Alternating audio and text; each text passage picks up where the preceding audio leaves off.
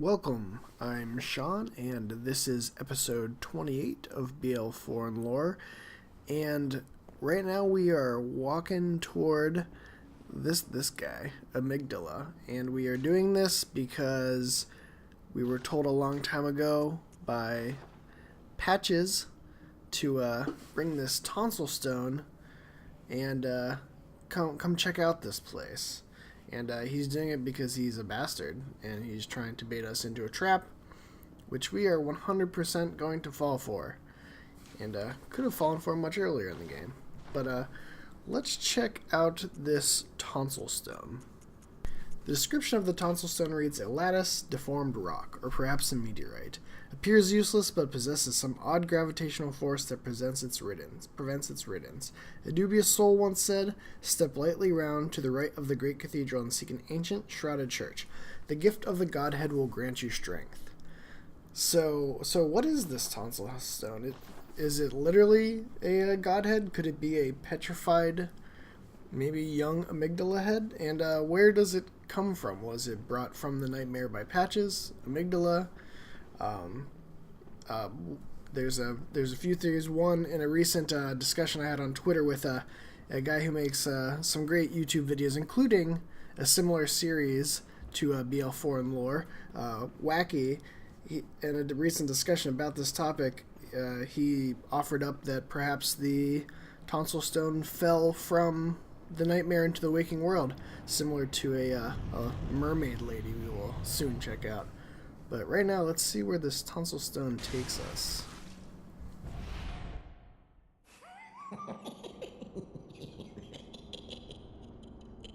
Oh, Amygdala. Oh, Amygdala. Have mercy on the poor bastard.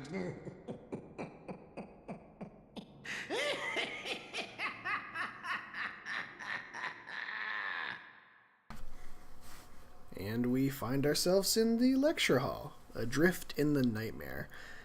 And as we walk on out here, you might notice that this is actually the upper level, whereas the Amygdala technically takes you to the lower level.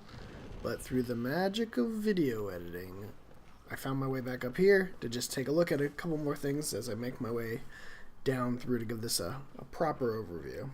First thing I'd like to talk about is what was this lecture building before it was pulled into the nightmare, and who did it belong to? In the Pale Blood Hunt, Redgrave argues that the lecture building is the lecture building of the School of Mensis, and that makes sense with the connection to the Nightmare of Mensis and how you get here through Mikolash from Mensis. So, and he argues that the building was pulled in due to the experiments that Mensis had. And otherwise, the trophy actually for getting to the lecture building actually says that it refers to it as the Bergenworth Lecture Hall. So that's one bit sort of in the other direction. And I would like to bring up the student set, which in it says the uniform of the students of Bergenworth, a bygone institute of learning, which says there it's a student uniform from Bergenworth. So that makes me think that maybe if this is Bergenworth, that it's after Willem's time, as the student set says, focusing on pretension versus knowledge. And if that's the case, maybe Bergenworth also got into some weird stuff, and it led to this building getting pulled into the nightmare. So now we meet the person who got us into this mess, Patches.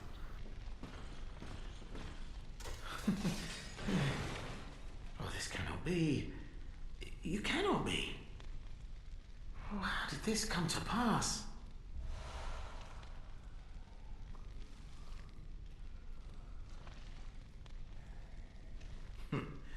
Now, wait, do you think ill of me? Me?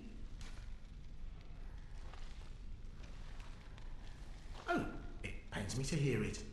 You've made yourself a misreckoning. I shared with you a thing most secret. Now, you're witness to a miracle, and all the stronger for it. It's plain as a pikestaff.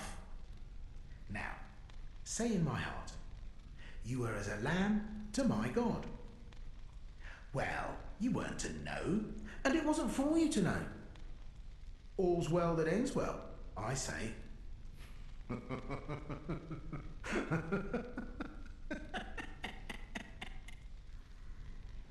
No matter, such details are trifle. Let this Oh, doubt me not, sweet compeer.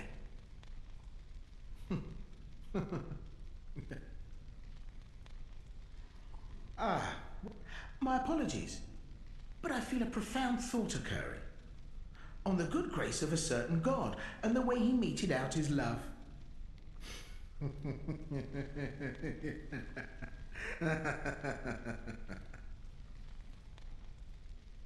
Ah, well met.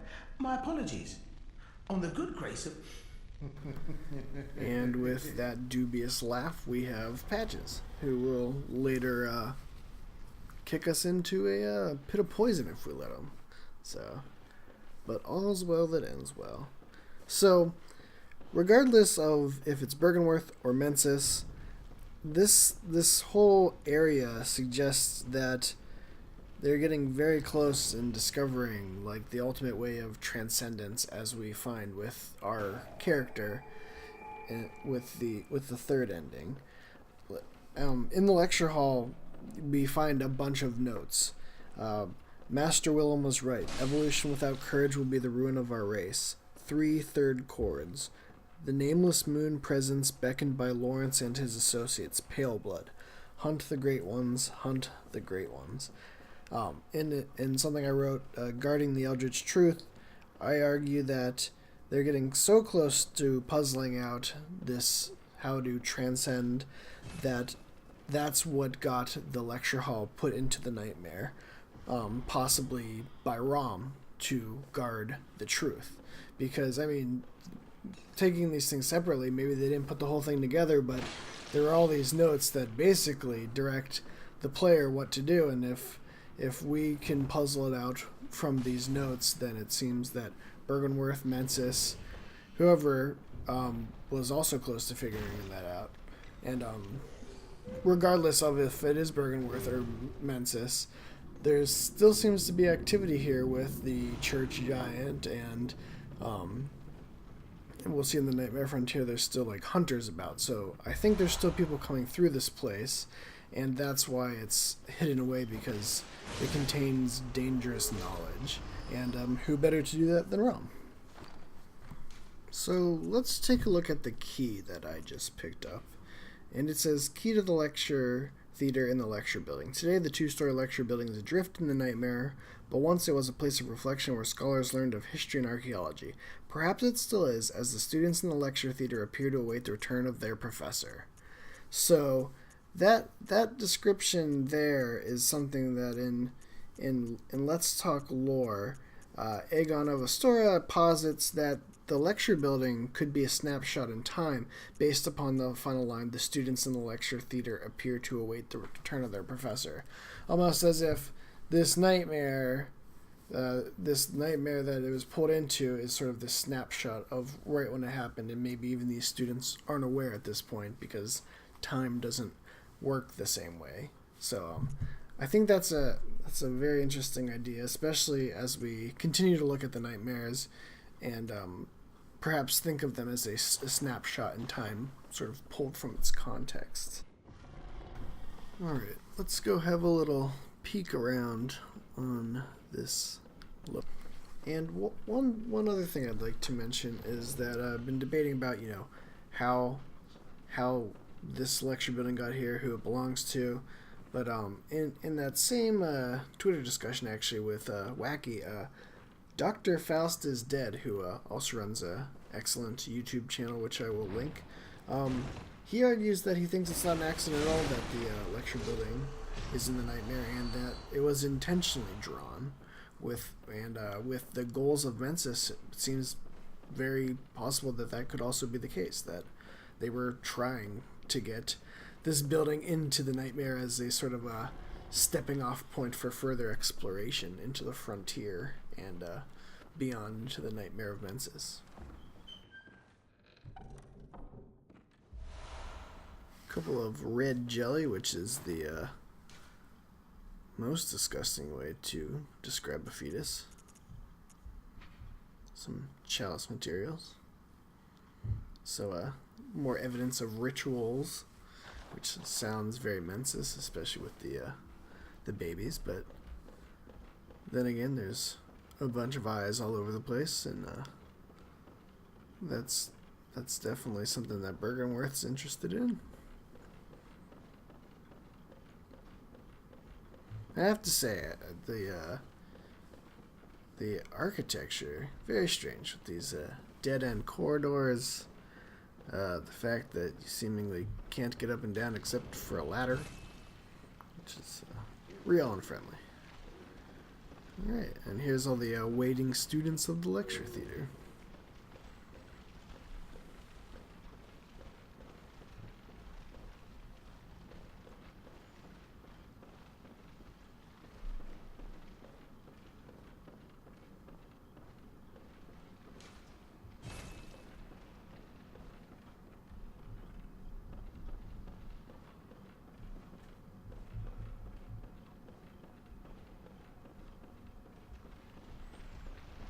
Excuse me.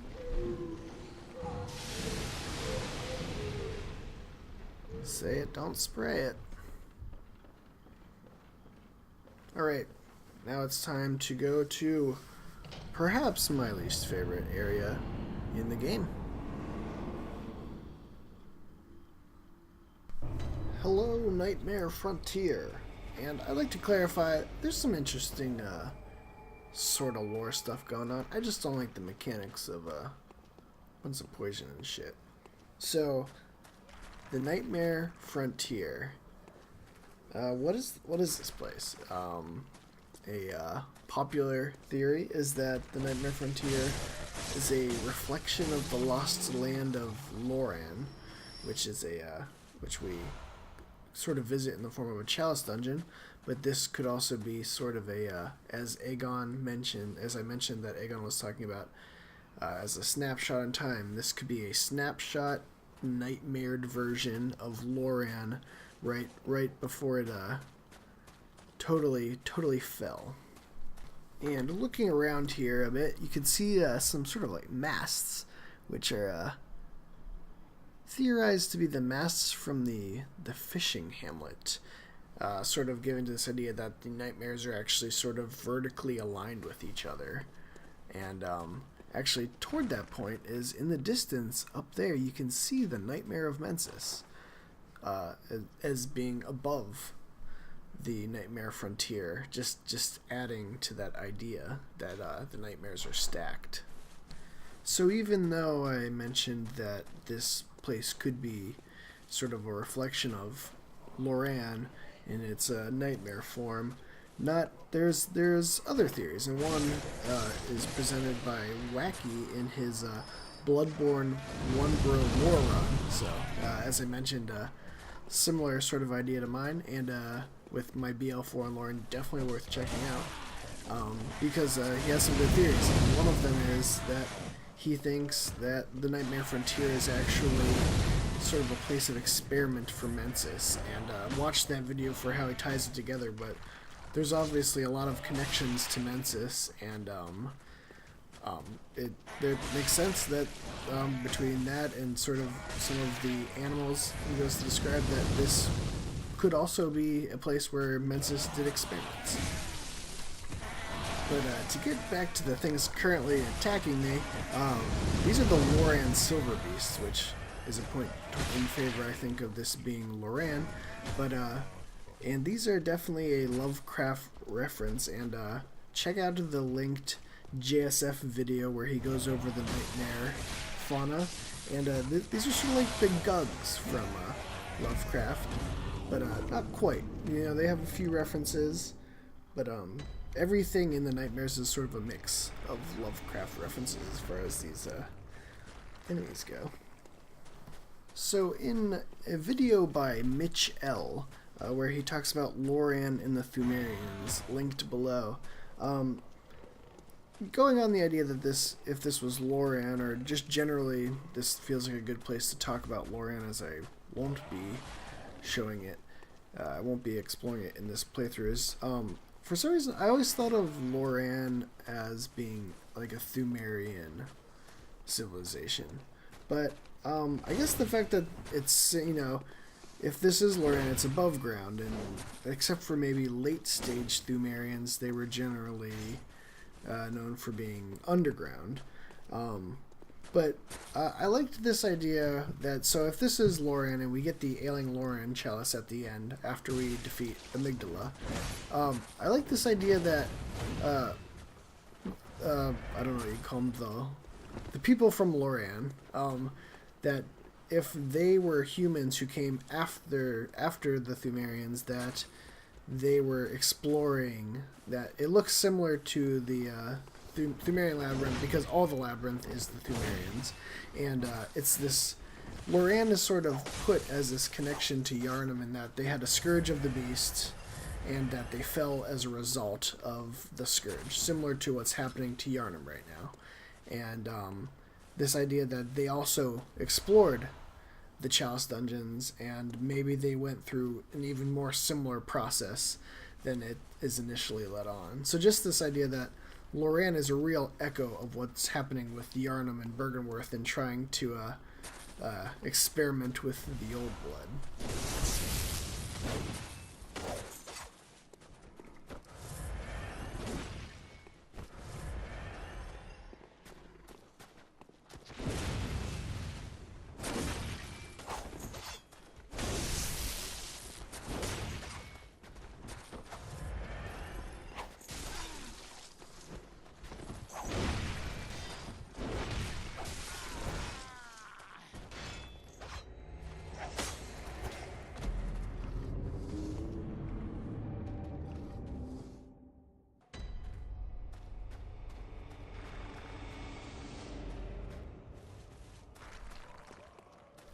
So this probably won't be my most complete look at an area, meaning I'm not gonna do all the things.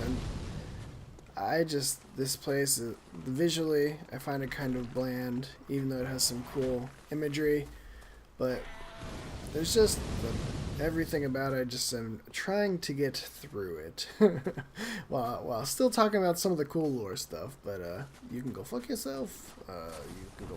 Headstone. Let's go.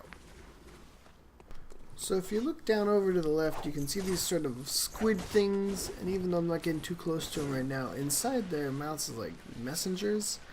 And in JSF's video about the nightmare flora and fauna, he talks about how it almost kind of looks like a fusion between a squid and a pregnant woman, and that's brought up in Wacky's video, where he sort of talks about how that could be seen as something relating to Cause, because it seems very similar once we see her in the DLC and just how she looks.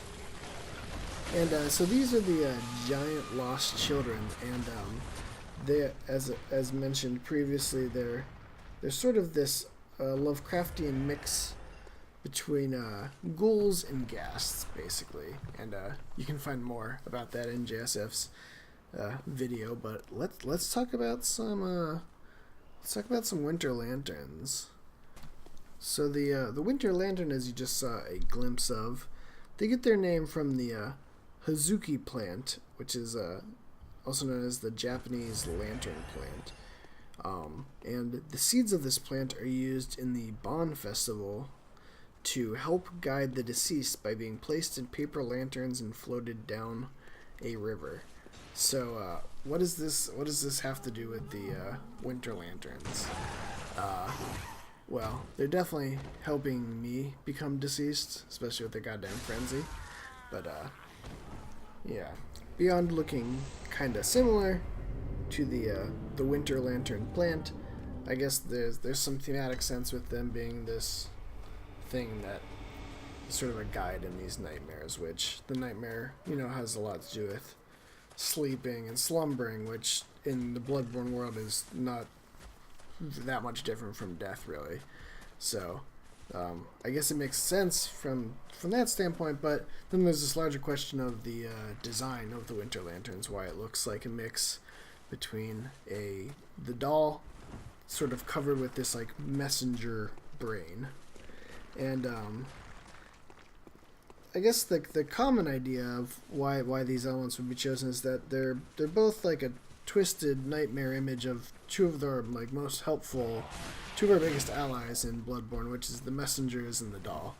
And it's sort of twisting those into something that's turned against you. And maybe this goes towards describing the idea that the hunter's bringing something into what the nightmare looks like, or possibly that the Winter Lanterns take on this form, like that the hunter's own experience is somehow informing what the nightmare looks like, which is something that I believe can be brought up in the Nightmare of Mensis, and otherwise that the forces entering this area sort of have some power to varying degrees over how this place is shaped.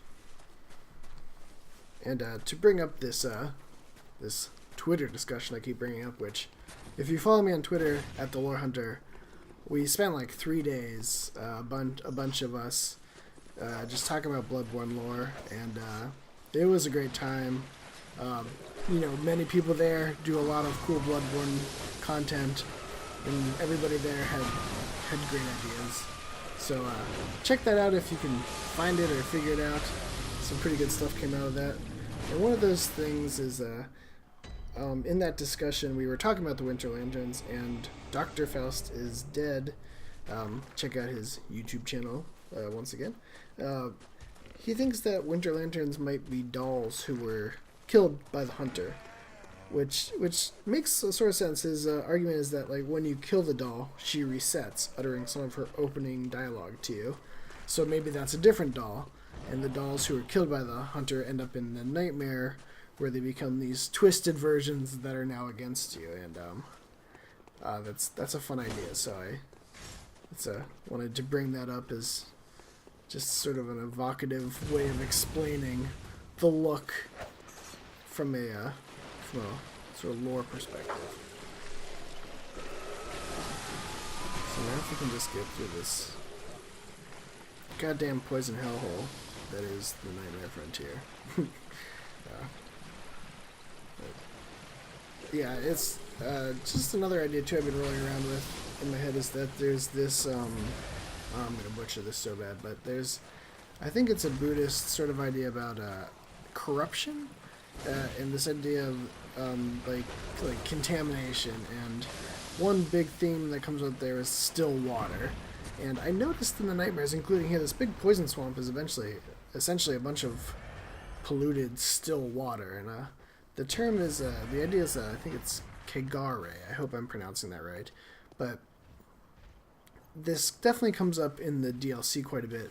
And just thinking about the nightmares, many of them do have this still water, and if you connect that back into Aegon of Astor and his Let's Talk Lore, talking about these as snapshots in time, I kind of like how this starts to come together with this idea of this moment in time that, by being the still moment in time, is sort of corrupted by its timelessness, and the fact that it doesn't move on, and that it's just usually this very intense time period, and that it's become impure and corrupt.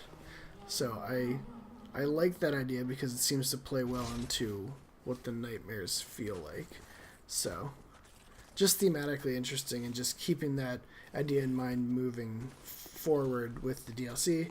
And also just thinking about stuff like I mentioned with the Winter Lantern, with the Bond Festival, the idea of these Winter Lanterns, the seeds being in there. If it's a still body of water, they can't do that festival. They can't send these souls onward of the deceased. So that's sort of another interesting tie-in with and these things I'm all mentioning, this idea of Kegare and the Bond Festival. These are all I believe Japanese traditions, which is just something I sort of learned through some of the cool stuff that especially JSF brings up, and others who have more knowledge of that. And I like those sort of cultural touchstones, maybe understanding what From is trying to evoke, for an audience that might be more familiar and just their own personal experiences and how their culture, because every time you create something, you're going to bring bits of your culture and understanding of the world into it. So I think if that stuff's what they're doing, it's being worked in some cool ways, and it's fun to learn about a different culture through the stories that they create.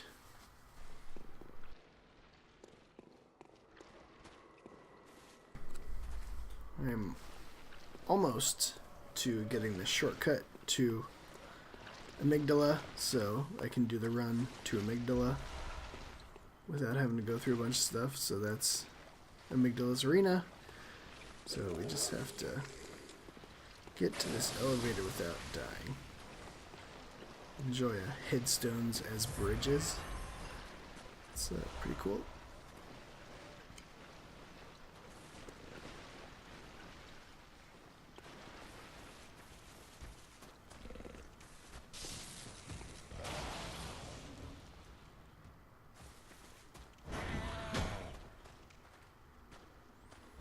And I wanted to mention this so that you can sort of see this little symbol here is something that comes up, and it's sort of, you see it in the Lumen Flower Garden in the Upper Cathedral Ward, and it sort of looks moon presency, this sort of swirly look.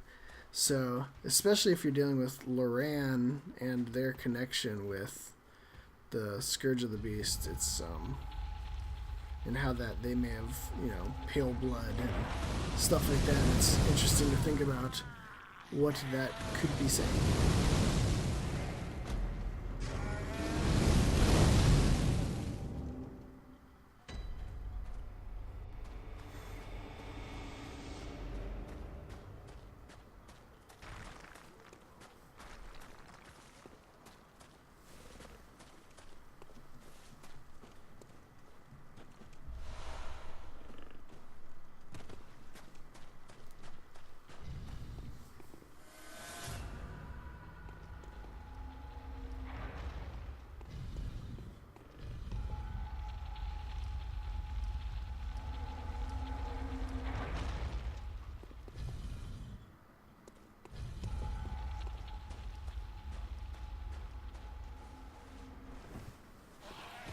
Let's make our way to the Great One, Amygdala.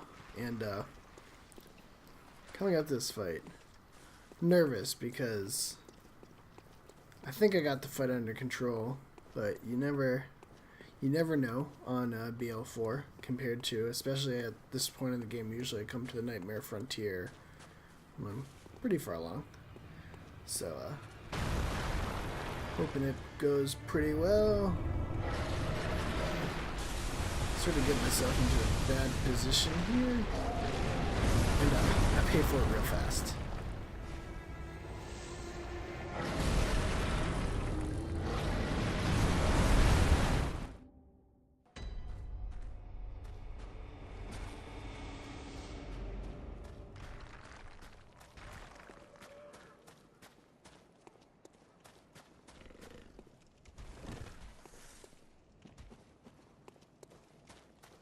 Amygdala. As I mentioned, Amygdala is a great one, and we've seen Amygdala and Yahar Ghul, and Amygdala has brought us to not only the Hunter's Nightmare briefly earlier in the run, but it brought us to the Nightmare Frontier here in the Lecture Hall.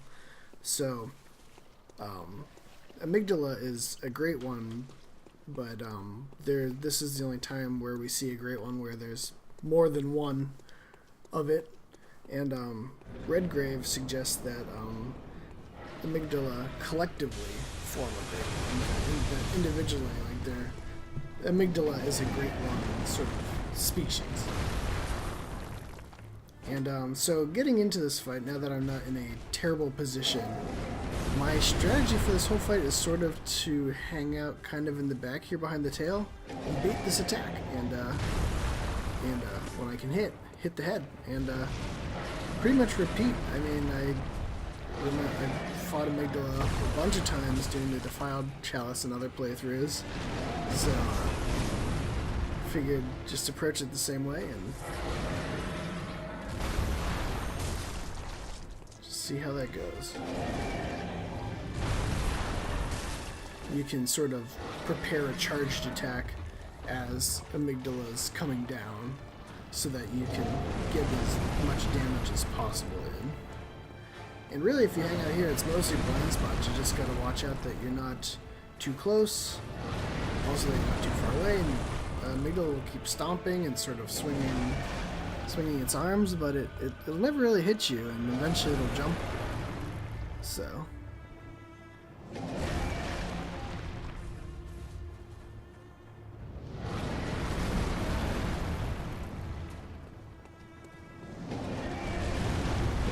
far away to properly bait the jump attack.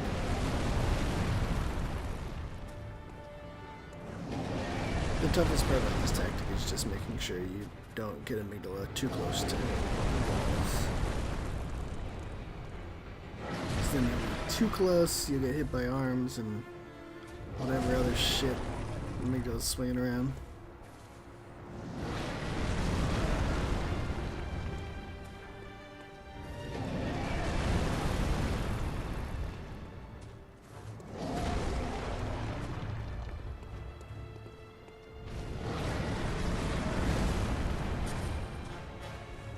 Alright, charge up with attack. Slam. Oops. Preferably BL4, probably just do a few transform attacks. But yeah, after you get that, you just hop behind, run through the legs quickly, and you shouldn't get hit. So you got it. Amygdala's out of position now against that wall. It will not work for what I'm trying to do. So I gotta sort of drop back out.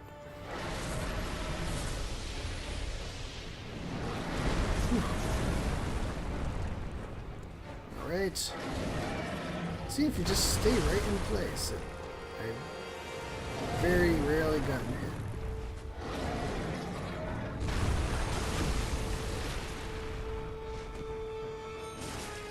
Go. Your strong attack, then get the visceral. Will stun Amygdala, let you run back through.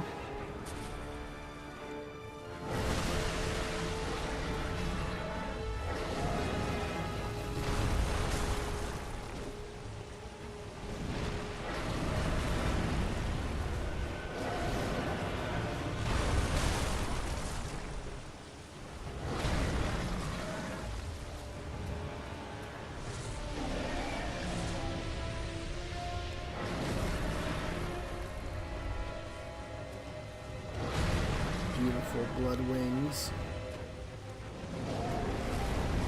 I like the idea of making someone so mad they start ripping off their appendages to get some extra reach to try and whack Amygdala and the last giant.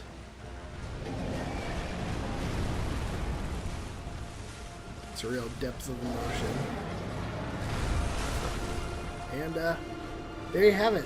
Second try. I would almost like to count it as one attempt if I didn't fuck up that first one with some bad positioning, but there you have it. That's Amygdala. Not very hard, especially after fighting the Defiled one. Even at BL4, the strategy works. Just keep baiting that jump attack, you know, and you're good to go. So next time we are going to be getting into the DLC with the Hunter's Nightmare, and I'm gonna try and fight Ludwig and Orphan and Marie and see how all that shit goes. So I'm ready, I think. See you next time.